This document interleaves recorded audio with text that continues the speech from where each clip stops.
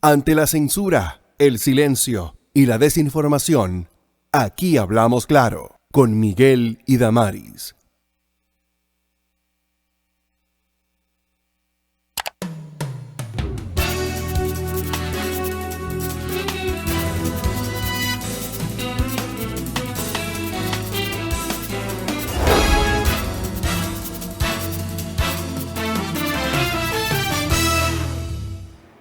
Muy buenos días, les damos la bienvenida en este jueves a su programa Aquí Hablamos Claro. Mi nombre es Miguel Almanzar, su host, junto a nuestra estimada Damari Patrocinio. Le damos la bienvenida a este jueves, un programa muy especial en el que tendremos la entrevista al vicepresidente de la Fuerza Nacional Progresista, el doctor Pelegrín Castillo, y también estaremos continuando analizando los temas de interés para la República Dominicana. Damaris, un saludo. Bueno, buenos días, como siempre aquí, Damaris Patrocinio, su activista de la vida, defensora de la vida preferida, yo lo sé. Y los invitamos a que nos sigan en nuestras redes sociales. Aquí hablamos claro, en Twitter, Instagram, Facebook, TikTok, en todas las plataformas, y nos sigan en nuestro canal de YouTube para que se enteren de una verdad sin tapujo y sin compromiso. Bienvenido a nuestra plataforma del Nuevo Diario TV. Aquí hablamos claro. Así es, nos puede encontrar en todos los canales de las redes sociales, gracias a Dios estamos creciendo y al apoyo de ustedes. Y de inmediato pasamos a nuestro primer comentario, en el cual inicia con unas declaraciones de nuestro presidente Luis Abinader en el día de ayer, en el cual presentó o más bien se quejó de que en la Victoria no existiera un mercado de comercio a nivel municipal que beneficiara con productos de la canasta básica a buen precio a los habitantes de la Victoria, y culpó a las gestiones pasadas de no haber realizado eso. Sin embargo, y le hacemos un llamado a nuestro querido presidente, que entendemos su intención de querer utilizar las obras del gobierno para también ser obras políticas, pero ese no es el llamado que le corresponde como primer mandatario de la nación. Y mientras él estaba quejándose de que en La Victoria las gestiones pasadas no habían construido un mercado municipal, en lo cual está en lo cierto, en Rancho Arriba, en la provincia de La Vega, en el norte del país, los productores de diferentes rubros, como ajíes, plátanos, tomates y demás, estaban regalando lo que habían cosechado con mucho fruto, con mucho trabajo, con capital que se ha estado invirtiendo. Estaban pasando el video de producción a ver si nos lo pudiera poner. Pero bueno, fue un reportaje que hizo CDN de cómo estos productores estaban regalándola. Gracias a Dios que estaban regalando esta producción que ya estaban haciendo. Pero lo que nos llena de mucha preocupación es que con la masiva importación, los masivos incentivos a las importaciones de productos que se producen en la República Dominicana, productos agropecuarios, se está matando la producción nacional. Con eso lo que se está haciendo es que obligando a los productores nacionales a tener que regalar sus productos porque no encuentran un mercado competitivo. Y con esto estamos no solo destruyendo la producción nacional en el presente, sino que lo estamos haciendo a largo plazo, volviéndonos cada día más dependientes del mercado internacional. Un mercado internacional que cada día más está más confuso, no solo para los compradores dominicanos, sino para todo el mundo, tanto la logística internacional como los precios de la materia prima, como la congestión que vivimos durante la pandemia, nos debió haber enseñado de que debemos depender lo menos posible de los mercados internacionales. Y en la agropecuaria, que es desde los tiempos inmemoriales de la fundación de la República, el principal elemento comercial de nuestro país, debe ser fortalecido, debe ser robustecido. A esos comerciantes que no encuentran, a esos productores agropecuarios que no encuentran mercado en que comercializar sus productos, el INESPRE y el Estado Dominicano deben facilitar la compra directa de parte de los consumidores dominicanos, porque Por un lado estamos matando la producción nacional y por el otro lado no estamos abaratando los productos de la canasta básica. Tenemos una de las canastas básicas más altas, más caras de la historia de la República Dominicana. Antes de que empiecen a compararnos con ciudades de Estados Unidos, vamos a compararlo con el histórico de la República Dominicana. Y tenemos la canasta básica más cara de los últimos 20 años en la República Dominicana. Y eso es contando con la crisis del 2005 durante el mandato del presidente Hipólito Mejía. Y aún así, hoy en día está todavía más cara. Entonces, con la exhortación que le hacemos al presidente Abinader es, uno, vamos a dejar de estar buscando culpables, vamos a buscar resultados, vamos a darle resultados a la población. Y dos, vamos a dejar de incentivar la importación masiva de productos que se producen en la República Dominicana. Vamos a incentivar la producción nacional, el empleo en el campo, el crédito asequible a través de la agricultura familiar, para que cada uno de los dominicanos tenga la oportunidad de producir comida, de venderla a buen precio y que los consumidores dominicanos se beneficien de estos. Así es que se gana una reelección, presidente Abinader. Bueno, muy atinado el comentario de Miguel Almanzar, porque a veces me da la impresión de que todavía el presidente de la República Dominicana, el señor Luis Abinader Corona, está en la oposición. Sí, vamos a estar en la oposición y criticando siempre, culpando todo lo que ha hecho el gobierno anterior o dejó de hacer. Entonces, ¿para qué votamos por uno nuevo? No hubiéramos quedado con el que teníamos, que sabíamos lo que era ya. O sea, que nos vendieron espejito por oro. No así, ¿no? Mario Lama acusa al gobierno pasado. La de Yadira Enrique acusa al gobierno pasado de los zinc azules y le duró menos de una hora la mentira porque ya lo tenían ahí, que ellos lo habían ordenado. Ya, señor, no se puede hablar tanta mentira. Vamos a incentivar la producción nacional, señor presidente. Vamos a devolver a los agricultores a los campos, vamos a incentivarlo. Vamos a dejar de hablar tanto y hacer más. Vamos a acompañar las palabras con acciones. No estamos en la oposición. Nuestros campesinos están perdiendo dinero. Nuestra gente está pasando hambre. Y no es atacando lo que estamos. Porque si nos vamos al pasado, también han habido situaciones, pero sin embargo, estamos viviendo una crisis alimentaria como nunca en la vida en la República Dominicana. Sin necesidad. Porque aquí lo que más hay es tierra para sembrar. Sin embargo, los incentivos son para otra cosa, no para los reales agricultores. Eso es un adendum porque mi comentario no va por ese lado hoy, pero no quise dejarlo desapercibido porque fue muy bueno el comentario de Miguel Almanzar para comenzar. Mi comentario de hoy en la mañana de inicio va con dos proyectos de leyes que están en ambas cámaras hace muchos años. En el Congreso Nacional, en ambas cámaras, descansan tantos proyectos de leyes que podríamos mantener una nación con ellos si lo vendiéramos, y solo son de urgencias los proyectos de leyes que llegan del Ejecutivo, aunque sean inconstitucionales. Los demás proyectos parece que no corren la misma suerte. Por ejemplo, la diputada Yudelka de la Rosa tiene 11 años tratando de que se apruebe una ley sobre el espectro autista. Sin embargo, fue aprobada la semana pasada en primera y segunda lectura en el Senado de la República de urgencia. La pasan a la Cámara de Diputados, esa misma ley, la aprueban en primera lectura y la pasan a una comisión. Según vi ayer, esa comisión está coordinada por la diputada Betty Jerónimo.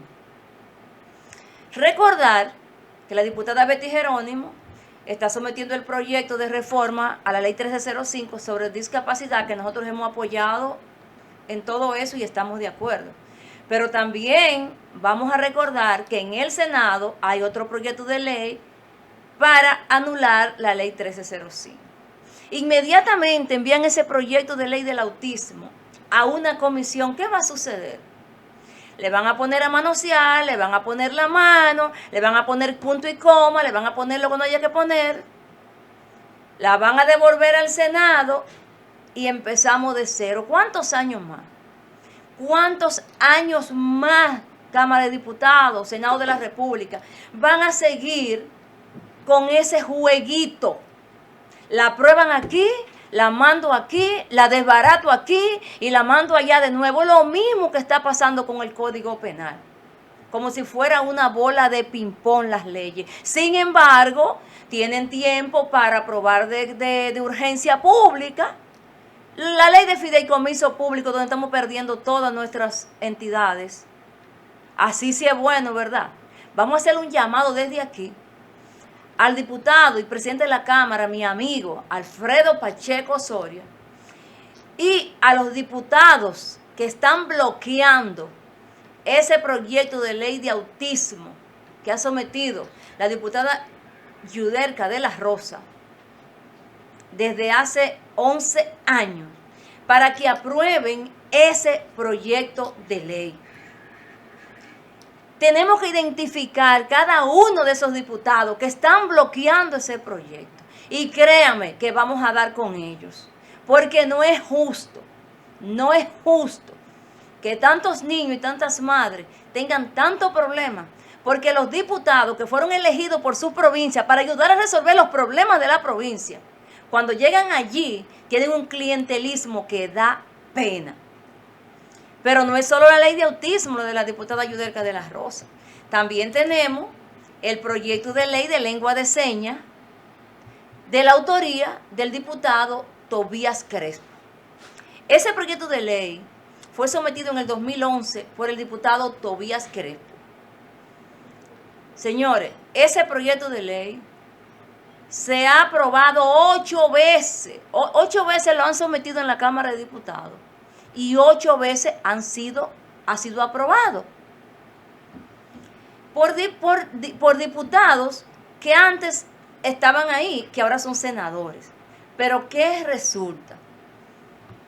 Llega ese proyecto de ley al Senado, y según estuve investigando, inclusive con el autor de la ley, yo investigaciones que hice por separado, me informaron que supuestamente la faraona del Senado, la senadora Farideh Raful, supuestamente lo estaba bloqueando. ¿Por qué la faraona bloquea ese proyecto? Sencillo, porque ella tiene un proyecto de ley sometido para abolir la ley 1305 sobre discapacidad, para ella introducir todo lo que ella quiere, que ya nosotros leímos ese proyecto. Y no puede ir así, faraona, por más títulos que usted tenga y coronas en la cabeza que le han puesto sus organismos internacionales. No se siga creyendo la movie, que no es así. Ya este pueblo ha despertado. Ahora, ese proyecto de ley sobre el autismo, cuando fue aprobada en la Cámara de Diputados por los hoy senadores Rogelio Genao, Franklin Romero, Lía Díaz, Franklin Peña, Cristóbal Venerando Castillo, Mircía de Franjul y la misma faraona Farideh Raful, que dicen que ella es que la está bloqueando en el Senado de la República. Esos senadores que son hoy, están ahí en el Senado porque antes fueron diputados y que aprobaron ese proyecto de ley, que lo aprueben ahora porque ese proyecto de ley tiene que salir. Del lenguaje de señas tiene que salir. Inclusive, el que hoy es ministro de la Presidencia, José Paliza, aprobó ese proyecto de ley en la Cámara de Diputados de lenguaje de señas, lengua de señas. ¿Por qué ahora no se puede aprobar en el Senado de la República?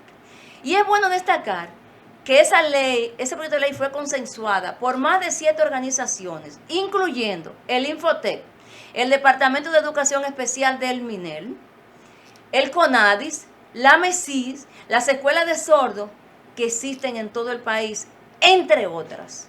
O sea que es un proyecto de ley bien consensuado. ¿Por qué no se aprueba el proyecto de ley sobre lengua de señas, que ha perimido 7 veces en el Senado de la República, 7 veces en el Senado de la República? ¿Por qué no se quiere aprobar? Pero esos mismos que no quieren aprobar esa ley son los mismos que descaradamente van a ir por los sectores y por las diferentes demarcaciones y a mentir y a tocar puertas para que le voten por sus candidaturas en el 2024. Pero ya nosotros no vamos a quedar dormidos, nosotros vamos a ir sitio por sitio a denunciar a esos senadores y esos diputados que están anteponiendo, y no solo con ese proyecto, sino también con el Código Penal. Los vamos a desenmascarar a ellos y a los próximos que vienen de la opción de Morrata que está por ahí. Que lo sepan, que no nos vamos a quedar con los brazos cruzados. Hacemos un llamado a ambas cámaras para que aprueben esos 2 proyectos de ley, incluyendo también el Código Penal. Pero un llamado muy especial a la Asociación Nacional de Sordos y a todas las organizaciones que tienen que ver con el espectro autista, para que nos postremos frente al Congreso Nacional y persigamos a cada uno de los diputados y senadores que están bloqueando ese proyecto, y que los denunciemos en los medios de comunicación, que subamos sus fotos a las redes sociales, que subamos esa foto en sus provincias, para que se le termine la mentira clientelista y el populismo legislativo que tienen esas personas ahí, que no piensan en las personas vulnerables y necesitadas, porque ya el término vulnerable cambió. Ya no son los discapacitados los vulnerables, ni los envejecientes, ni los niños huérfanos. Ahora son todos los ellos, los vulnerables, los mentirosos, los que nos quieren imponer a nosotros. Eso se va a acabar, por más lejos que ustedes lo vean. Por más lejos que ustedes lo vean, se va a acabar. Un llamado nuevamente al Congreso Nacional que aprueben la ley de autismo, el proyecto de lengua de señas, el Código Penal, y un llamado muy especial a la diputada Betty Jerónimo, mi amiga que quiero y respeto. Ella ha respaldado siempre ese proyecto de ley de espectro autista. Ella es la que está presidiendo esa cámara, esa comisión donde han enviado ahora ese proyecto. Que no le pongan la mano a ese proyecto, que no lo obstaculicen y que lo aprueben tal y como fue aprobado ya en el Senado en 2 lecturas y en 1 lectura en la Cámara de Diputados. Sigamos en sintonía con Aquí Hablamos Claro.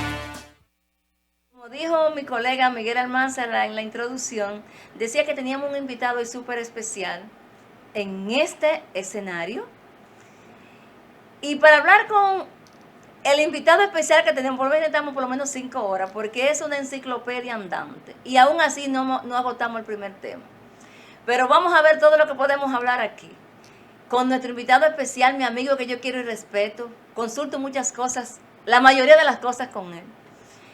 Y es el licenciado Pelegrín Castillo. primer ministro de Energía y Minas de la República Dominicana y que impulsó ese proyecto para la creación de ese ministerio. Elegido diputado en el 2010 para un periodo de 6 años. En el 2012 fue precandidato para las elecciones presidenciales de dicho año en la República Dominicana. Fue candidato presidencial en las pasadas elecciones también en el 2016. Y es el primer vicepresidente de la Fuerza Nacional Progresista. De ahí en adelante hay unas semblanzas espectaculares, pero vamos a dejarlo ahí. Bienvenido, licenciado Pelegrín Castillo, a esta plataforma del Nuevo Diario TV y el programa Aquí Hablamos Claro. Bueno, muy contento de estar aquí junto a ustedes. Gracias, muchas gracias por la invitación. Estaba pendiente de que viniera y ya yo sé que voy a venir por lo menos 5 veces más por lo que usted acaba de decir. Quiero hacer una precisión. Yo entré al Congreso en 1994. Salí en el 14, es decir, que yo permanecí durante 5 periodos en el Congreso Nacional. Y eso me permitió ver desde dentro cómo funciona esa institución tan importante en la vida del Estado Dominicano. Y también me permitió interactuar, como usted está haciendo, porque usted es casi una legisladora, interactuar con los senadores y los diputados de las diferentes fuerzas políticas. Uno diría como Martí, viví en las entrañas del monstruo y le conozco la realidad del sistema político, porque no es un tema exclusivo del Congreso, es un grave problema que tenemos en el Estado. La estaba oyendo hablando sobre una ley que tiene más de 10 años. Y yo le voy a decir, yo que fui presidente de comisiones, tuve el privilegio de sacar adelante la ley de el Código de Ordenamiento de Mercado. Pero fue después de cambiar la estrategia, porque ese código llegó como llegaron varios códigos: el Código Civil, el Código Penal, el Código Procesal Penal, el Código de Comercio, el Código Marítimo, y había muchos intereses en juego, y trazamos desde la Comisión de Industria y Comercio una estrategia de aprobar no un código, sino varias leyes. Cada título del código lo convertimos en una ley. Y fuimos de las más simples a las más complejas. Aprobamos la ley de derecho de autor, aprobamos la ley de propiedad industrial, aprobamos y marcas comerciales, aprobamos la ley de defensa del consumidor. Ya cuando yo salí a presidir la Comisión de Energía y Minas, el colega Alberto Atala me sustituyó y siguió con la ley de fomento de la competencia. Pero previamente habíamos aprobado la ley de prácticas desleales de comercio y medidas de salvaguarda, que uno la aprueba y después se pregunta, pero ¿para qué la aprobamos si no la aplican? Si no la aplican. Y se crea un órgano y se crean unas políticas. Se ha aplicado en 3 casos cuando grandes grupos de interés han querido defender sus intereses, que son legítimos. Pero cuando se trata de defender los intereses de mucha gente, de sectores productivos, como por ejemplo el sector arrocero o otros sectores productivos nuestros, no se aplica. Y finalmente podemos decir que hay un grave problema para la dinámica legislativa. Yo recuerdo, esta es una anécdota para que no es consuelo. Recuerde que tenemos tema que usted no tiene que hablar de eso aquí. No es consuelo. Mire, cuando yo llegué al Congreso, yo inicié un trato con el doctor Balaguer, que era uno de los líderes de la oposición, y lo visitaba con frecuencia en su casa. Yo nunca antes había interactuado con él, pero ya siendo diputado fui varias veces, con regularidad puedo decir, desde el 94 hasta el 2002, año en que él muere. Y lo visitaba siempre para tratar temas de la agenda legislativa o de la agenda internacional del país. Hablábamos mucho y hablábamos de temas sustanciales. Recuerdo que en varias ocasiones, a veces yo iba solo, a veces iba acompañado con dirigentes del partido, porque queríamos conocerlo y oír su opinión. Y recuerdo que me dijo en varias ocasiones, miren, ustedes están tratando el tema haitiano y síganlo tratando porque es un tema fundamental. Pero no se olvide que el tema más importante de República Dominicana es el agua. Es el agua, y lo reiteró. Es vital para la supervivencia de la República y es vital para la supervivencia de la isla. Entonces, lo traigo, lo evoco, porque cuando yo entré en 1994, él envió un proyecto de ley. Y cuando yo salí, a pesar de todos los esfuerzos que hicimos para que ese proyecto del Ejecutivo se aprobara, nunca se pudo aprobar. ¿Y cuál fue la causa? En el fondo, cuando uno se pone a buscar, en ese tipo de proyectos está, en primer lugar, el choque de los intereses institucionales de los diferentes ministros y directores que quieren tener el control de las políticas. No quieren que lo tenga otra institución, sino ellos. ¿No?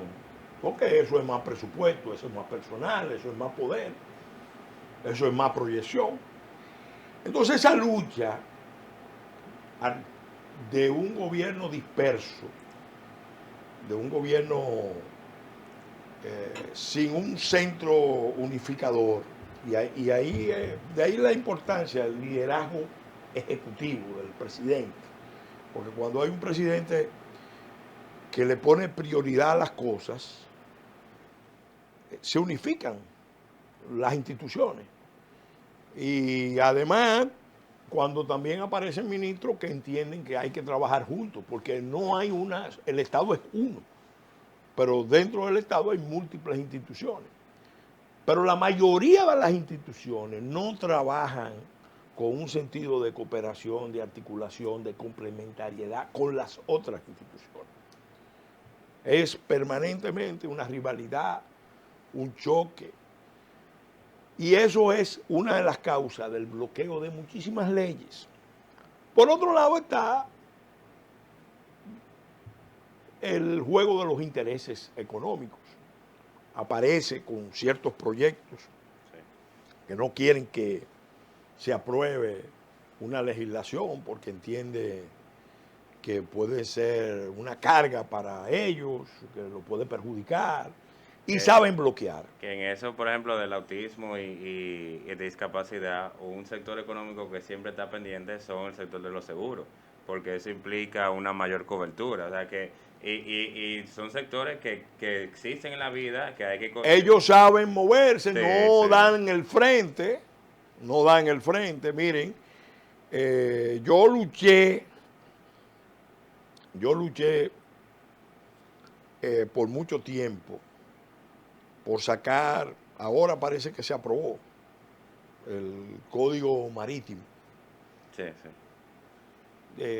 No sé cómo salió, porque realmente también uno se asusta porque se está legislando, no ahora, hace tiempo, y no se tiene muy claro qué es lo que se está legislando. Los legisladores muchas veces usted no tiene que ser un especialista, usted lo que sí tiene que tener es buenos asesores. Cuando nosotros aprobamos esas 4 leyes del Código de Ordenamiento de Mercado y la Ley de Prácticas Leales de Comercio y la Ley de Inversión Extranjera, que fue una batalla que yo tuve que librar, que no era lo que yo quería, pero si se pudo introducir algún mecanismo de control a la inversión extranjera, en buena medida fue por las propuestas nuestras. Pero en ese proceso, ¿qué hicimos nosotros? Bueno, nosotros buscamos asesores, porque en el proceso legislativo uno va aprendiendo. Uno va aprendiendo, lo que tiene que tener la actitud de aprender. Por ejemplo, la ley de defensa del consumidor fue una ley que se discutió durante meses, todas las noches. Todas las noches. Después, todo el mundo se iba a descansar después de las sesiones y empezábamos a las 7 de la noche y terminábamos a las 10, a las 11 y a veces hasta las 12 de la noche. Necesitamos esa generación de legisladores en el Congreso Nacional, don Pellegrino, Bueno. no la verdad, porque no hay. Mira que tengo muchos diputados y senadores amigos míos, pero el tema de eso es que no quieren investigar, no quieren asesoría, y no vamos a entrar en ese tema, pero la muestra es ahora mismo un proyecto de ley nefasto que sometió Félix Bautista sobre la Ley General de Semillas, que la acaban de aprobar en primera y segunda lectura en el Senado, y que no puede ser aprobada en la Cámara de Diputados. Hay que prestarle mucha atención a eso. Yo quiero una copia. Yo se la voy a mandar porque yo la tengo. Porque se lo voy a mandar a los mayores especialistas del país. Aquí tenemos un problema, hemos tenido históricamente problemas porque con esas leyes también se promueven negocios. Y hay gente muy interesada en traer al país una serie de... A Monsanto lo quieren traer aquí con ese proyecto de ley. Que pueden afectar intereses nacionales o pueden producir importantes desequilibrios en la misma. Sin embargo, cuestiones tan importantes y tan simples. Mire, que yo recientemente di una declaración pública haciendo varias exigencias. Primero, el ministro de Educación. Una cuestión muy simple. El ministro anterior, Fulcar, le entregó cientos de miles de tabletas y computadoras a los estudiantes, pero no se tomó el cuidado de ponerle un bloqueador, un control para que los estudiantes no pudieran tener acceso a las páginas de pornografía o a páginas que se consideran peligrosas. Yo le pedí al nuevo ministro que tome nota de esto, porque esa es una de las políticas, debe ser una de las políticas prioritarias del Ministerio de Educación. Ya esas tabletas están ahí, pero los estudiantes no pueden tener libertad para acceder a cualquier página. Eso es un problema muy serio y los que están monitoreando el tráfico de Internet aquí saben que hay un porcentaje muy alto de población joven que está accediendo a pornografía. Y eso es un problema serio. Segundo elemento, que es un tema de salud pública. Ese es un tema de educación, pero también de salud pública. Porque te produce después unos daños, unas adicciones y unas tendencias que son precisamente contrarias al mantenimiento de la familia, a la eliminación de la violencia dentro del hogar y específicamente la violencia contra la mujer. Una cantidad de medidas que hay que tomar. Bueno, no sé. Esa es una de las prioritarias y fácil de tomar. Sí. Segundo punto, se lo planteamos al ministro de Salud. Miren, aquí están vendiendo libre, venta libre, sin receta, sin mayores controles, sin información siquiera, los potenciadores sexuales. Un adulto mayor puede que lo necesite, pero debe hacerse primero una evaluación cardiológica. Pero los jóvenes no lo necesitan. Y sin embargo, los jóvenes tienen acceso a esos potenciadores sexuales y muchas veces tienen la práctica de mezclarlos con bebidas energizantes. Yo conozco ya un caso, 2 casos de jóvenes que murieron de infartos, precisamente porque eran consumidores habituales de potenciadores sexuales y de bebidas energizantes. Hacían esa mezcla y la familia presume que eso fue uno de los factores desencadenantes del infarto. Bueno, Entonces, pero ¿qué pasa? Con las mujeres, con las jóvenes, el problema también es serio. ¿Por qué? Porque también está la venta libre de una serie de píldoras. La píldora del día después se supone que no no debe ser un recurso que esté disponible en los colmados. Y se está vendiendo en los colmados. bueno. Pero no se le dice a las jóvenes que el consumo de eso le puede producir cáncer, le puede producir daños cardiológicos.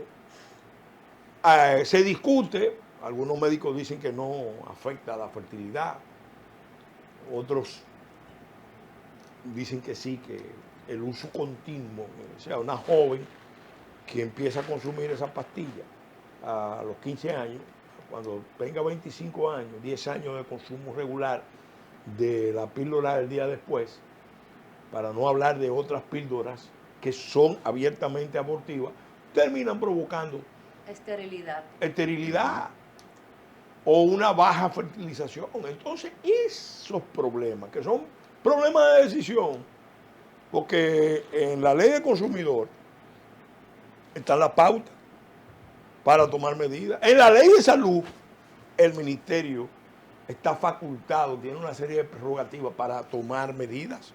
Y estamos hablando de proteger a la población más vulnerable del país.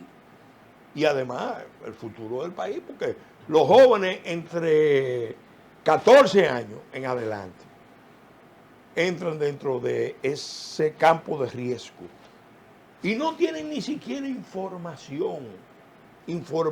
Miren, esto puede hacer daño, esto puede provocar infarto, esto puede provocar cáncer. Eso no se dice. Para no afectar los beneficios económicos. No, porque hay empresas que, óyeme, y tienen campañas abiertas, Sí. sostenidas, óyeme, y no se hace nada. Voy más lejos. Otro ejemplo, que tiene que ver con salud pública. El aceite comestible del país. Aquí no hay una política para educar a la población de que el uso continuado del aceite comestible, especialmente la población más pobre, puede terminar provocando cáncer. ¿Por qué? Porque ese aceite, o problemas cardiológicos, porque ese aceite está, una vez se usa más de 2 veces, empieza un proceso de degradación y de liberación de una serie de sustancias que terminan provocando daños a la salud. Hay una población dominicana que come mucha fritura y la come en la calle. El que sabe cómo operan esos puestos en la calle, saben que ese aceite de reuso, a veces de días enteros, termina enfermando. Pero no se toma una decisión ni siquiera de informar. Porque, ok, si informan, la gente va a pedir que le cambien el que aceite. le cambien el aceite. Sí. Que le cambien el aceite. Pero si no informan, ¿qué es lo que hacen? Bueno, hay gente que busca los aceites de los hoteles para vender, para usarlo en un mercado negro, en un mercado secundario. No es un mercado negro, es un mercado secundario de usar los aceites de los hoteles y los restaurantes en las calles. Don Pelegrín. ¿A quién es que estamos afectando? Óyame, A la a la población. Y allí son medidas simples, que hay que tomar. Don Pelegrín, óigame, yo quiero seguir hablando de ese tema, pero hay 2 temas. Ajá. Usted no se puede salir de aquí, Sí. aunque tengamos que amarrarlo, que usted no nos puede dejar de hablar hoy. Nosotros necesitamos que usted nos hable del tema de la Cámara de Cuentas y la Junta Central Electoral, porque lo que está pasando en ambas instituciones, eso no es un chiste. Y me apena el corazón, a mí me duele el corazón, que el director de la Junta Central Electoral, Román Jaques, pase a la historia como alguien que traicionó los principios democráticos de la República Dominicana y que se opuso y que trabajó en contra de la familia dominicana, que es lo que está haciendo ahora mismo en la Junta Central Electoral. Está atentando contra la soberanía, está atentando contra la familia y otras cosas más. Nosotros necesitamos que usted nos dé una visión macro, o como usted la quiera dar, de lo que está pasando en la Cámara de Cuentas y en la Junta Central Electoral. Miren, yo recientemente voy a publicar un artículo, un ensayo que me pidieron para una revista. Después que lo escribí, entonces me dijeron, tienen que recortarlo, porque salió muy extenso, con muchos detalles. Y bueno, se hizo un ejercicio, me ayudaron a condensarlo. Pero así como está condensado, explica muy bien el problema. Miren, nosotros tenemos que darnos cuenta de que el Estado Dominicano está realmente en una fase de debilitamiento, de descomposición, sumamente peligrosa. Y eso tiene que ver con el modelo de política. Nosotros tenemos una política de muy mala clase, para usar una expresión popular. Una política deformada y deformante, maleada y maleante, que termina perjudicando a la gran mayoría de la población. No está al servicio de la nación, de sus intereses permanentes. Esa política es la política clientelar, populista, patrimonialista, que conduce a un modelo presidencial altamente concentrado. Esa política es a la vez una política que degrada la relación entre los políticos y los ciudadanos, porque reparte como favores lo que tiene que garantizar como derechos. Y además dispensa como una gracia el incumplimiento de deberes ciudadanos. Aquí tenemos un serio problema porque la política populista incentiva los reclamos de derechos y libertades formalmente. En la práctica se reparten como favores, pero cuando se habla de deberes no se asumen compromisos. Nadie quiere exigir el cumplimiento de deberes. Esa política se ha ido degradando porque los políticos se han ido sometiendo al poder del dinero. Nosotros tenemos una política con esa característica en gran modo porque está articulada con una estructura económica donde predominan los negocios extractivos de renta, que están enfocados no en la producción de riqueza, sino en la concentración de la riqueza en pocas manos. Aquí hay un grupo de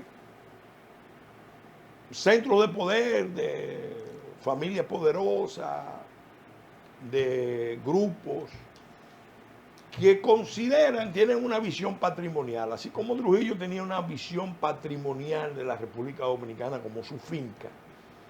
Ahora mismo nosotros tenemos un predominio de grupos que actúan con la idea de que esto es una finca con pasaporte, donde ellos son los dueños, los políticos son los administradores y los capataces y los peones de la finca. Y se hace lo que ese núcleo de intereses decide. Y muchas veces lo decide cuando se articula con poderes extranjeros. Los poderes extranjeros saben actuar a través de quiénes, a través de las ONGs.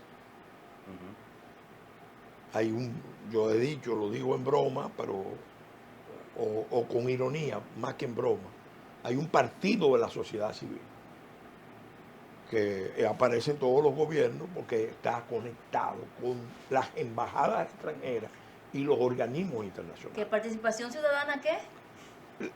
El prototipo de organización PNUD.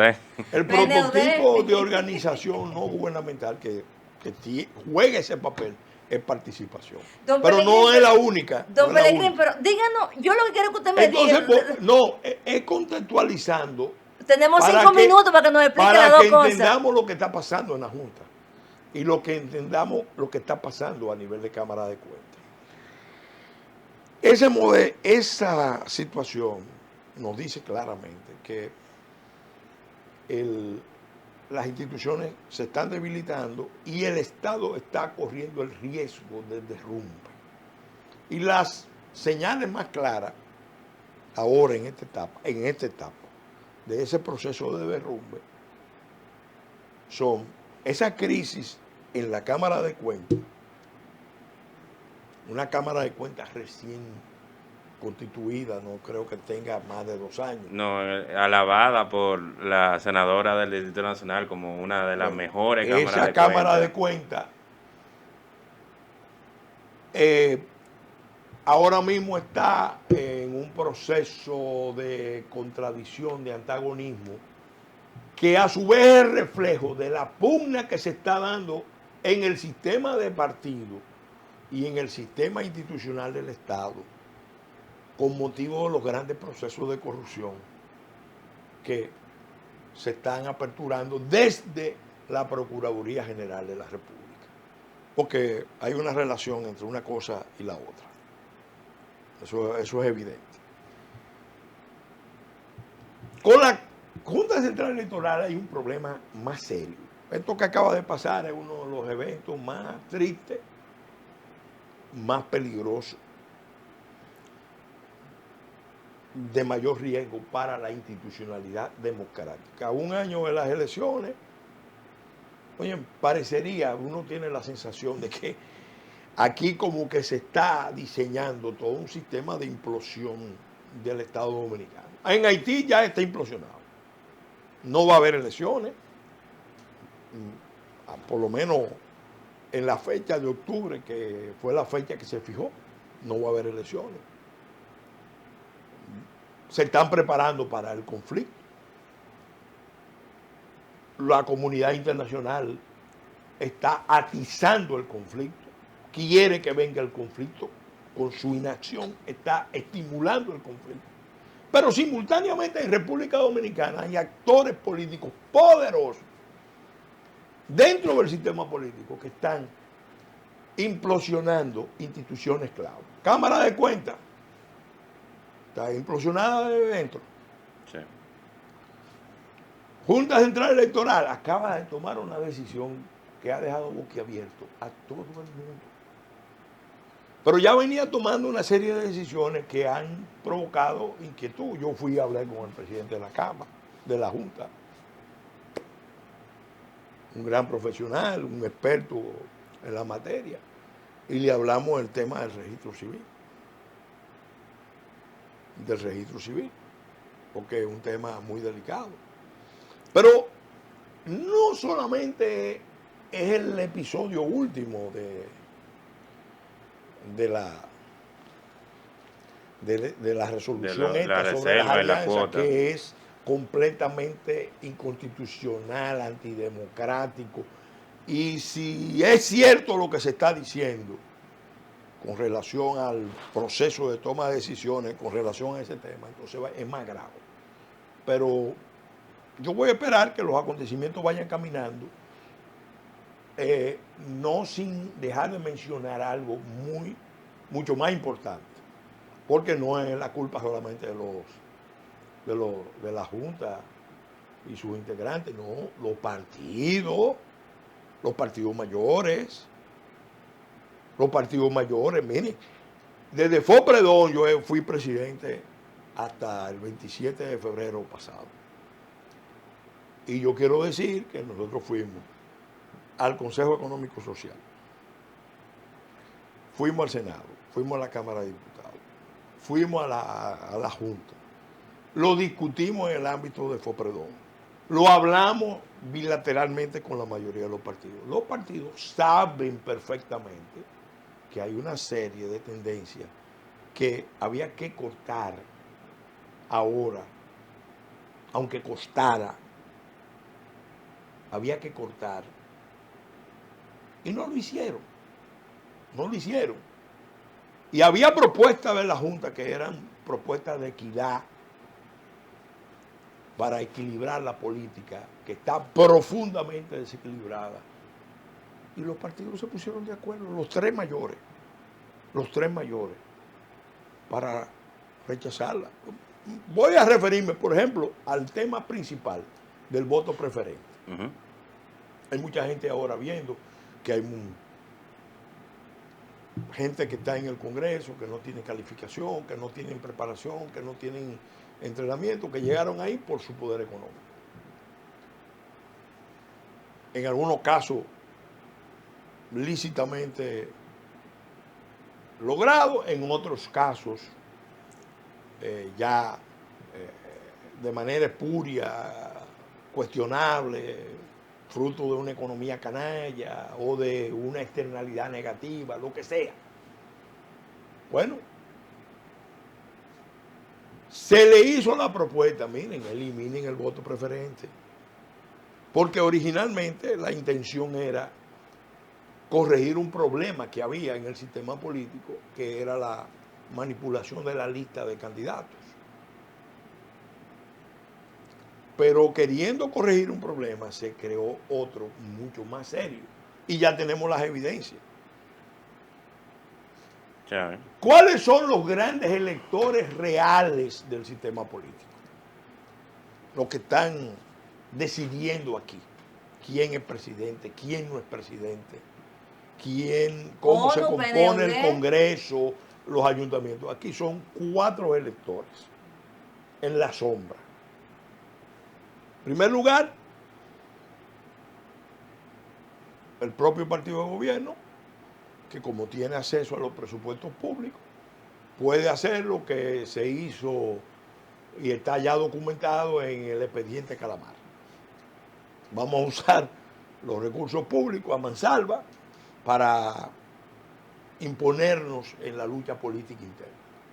Se crean entonces camarillas cleptocráticas porque una parte va a la política, pero otra parte va al bolsillo de los interfectos, como dice una palabra clásica. Bueno, el otro grupo son los grandes, los dueños de la finca, los que yo mencioné.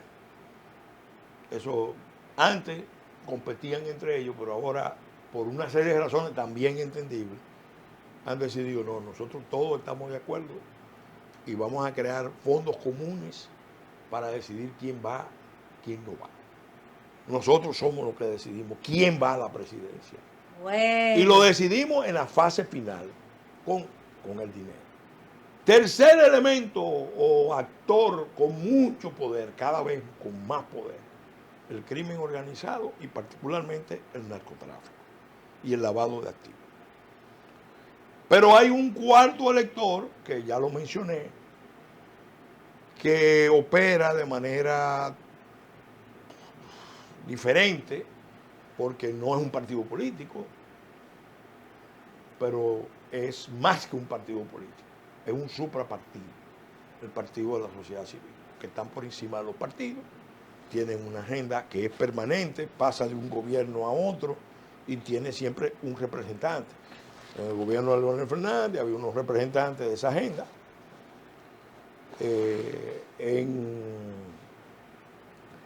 el gobierno de Danilo Medina, el representante llegó a ser el ministro de la presidencia, el jefe de esa agenda. Ujú. Y ahora tú encuentras por todos que lados. Ahora están en el todos gobierno nombrados en hay todas las un paquete instituciones. de funcionarios que lo que están es buscando la sintonía de las embajadas extranjeras. Sí. Tú, quiero ser justo, aparecen en las instituciones del Estado. Voy a mencionar, por ejemplo, en Interior y Policía, el ministro Chu Vázquez, en materia de migración, con el viceministro Juan Manuel Rosario, ha hecho una labor importante en la defensa de una serie de posiciones. Pero tú te encuentras, por otro lado, una serie de actores que o le tienen miedo a los poderes internacionales, o están demasiado complicitados, o esperan ventajas de los poderes internacionales. Miren, eso que pasó con la ley de trata, y que pasó con una ley que doña Damari yo la necesito, la ley sobre protección de violencia contra la mujer. Yo se la tengo, se la mando. Yo la necesito porque todos mis informes me indican que es una variante de la ley de trata, solo que aplicable a las mujeres. Óigame, eso es grave, grave, que se busque una maniobra oblicua, cuando el gobierno dominicano está diciendo que no hay solución dominicana al problema haitiano, que lo reitera, al mismo tiempo entonces se mandan dos leyes que dicen exactamente lo contrario. Digo una cosa y hago la otra. Sí. Así no se puede, ¿por qué? Primero, no es verdad que se necesitaban esas leyes. No es verdad. Pero ellos necesitan complacer a los poderes internacionales, o entienden que pueden jugar cabeza con los poderes internacionales, porque están las dos cosas, enviándola al Congreso y que sea el Congreso el que las desarticule. Porque después viene el argumento, bueno, esto es un país soberano, el Senado o la Cámara de Diputados lo rechazaron, lo rechazó el Tribunal Constitucional, pero no asumen ellos mismos la responsabilidad de decirle claramente, mire, no podemos. Aquí hay ya una ley de trata que es más que suficiente y que no se está ejecutando. Es más, yo voy más lejos. Yo logré aprobar en el año 98 una ley que criminaliza la organización de viajes ilegales desde y hacia el territorio nacional. Recientemente estuvimos en la Procuraduría, le pedimos a la magistrada que nos preparara un informe, que lo vamos a formalizar la petición, de cuántas veces se ha aplicado esa ley, en qué caso. Normalmente se aplica en cuáles casos, en los viajes organizados desde República Dominicana para el exterior. Pero en los viajes que se organizan desde el exterior o desde aquí hacia el territorio dominicano, esa ley no se está aplicando. Entonces, cuando tú vas, habla con migración dice, bueno, nosotros actuamos, se lo entregamos a los fiscales. Los fiscales dicen que los jueces son débiles. Todos después dicen, no, es que hay muchos poderes que están detrás. Poderes militares, poderes civiles, políticos, que quieren proteger esa operación. Entonces, así no se puede. Bueno, don Peregrín, usted ha dado tremenda cátedra, tanto a nivel legislativo como a nivel ejecutivo. Esperamos que estos consejos y estas lecciones que usted ha compartido el gobierno la tome en cuenta y el Congreso Nacional. Para nosotros ha sido un tremendo placer tenerlo aquí. Esperamos tenerlo de vuelta con más temas. Ya, mínimo 5 veces. Sí. Bueno, a todos nuestros, los que nos están escuchando, les pedimos disculpas por la interrupción que ha experimentado la transmisión en el día de hoy. Recuerden que pueden seguir viendo este programa tanto en la página de Nuevo Diario como en nuestras redes sociales. Aquí hablamos claro, Instagram, Twitter, TikTok y YouTube. Nos vemos el jueves que viene.